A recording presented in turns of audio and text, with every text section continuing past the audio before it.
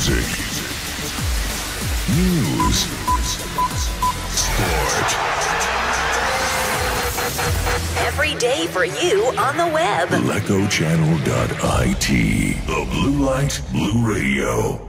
Terzo sinistro che salta l'uomo, va in cross bellissimo di Moreno. Gol Cristofori! No, fuori gioco. Ha segnato Cristofori, ma l'arbitro fischia fuori gioco. Una bella azione partita sulla sinistra con un bellissimo. Bertani lancia su Moleri sulla destra che cerca di andare via, va via Moleri sulla fascia destra, va in profondità, cross bellissimo, Cristofori si un po' clamoroso. Qui abbiamo l'occasione. Molto passaggi di qualche metro, insomma. Diciamo per togliere tensione, palla fuori. Sì, diciamo che non è stato un Lecco in tutto. Le sostituzioni possibili sono 5.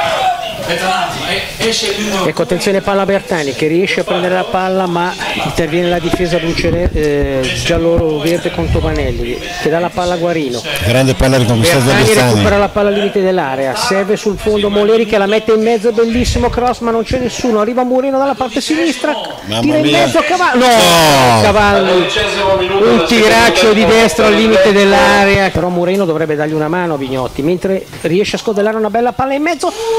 Mamma mia, terza occasione da gol clamorosa.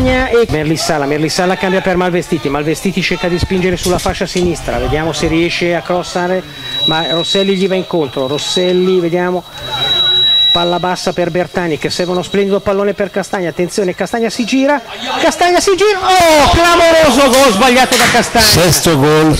Palla in profondità per Cristofori che l'apre molto bene per Malvestiti, attenzione, Malvestiti. Altro cross, non riusciamo a alzare un pallone però, peccato perché anche ancora adesso, attenzione, Malvestiti riesce a recuperare la palla, la mette in mezzo per Cristofori, arriva Compagnone, Cristofori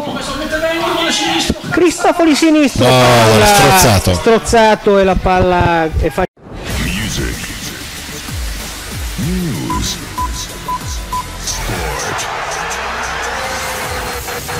Every day for you on the web. LecoChannel.it.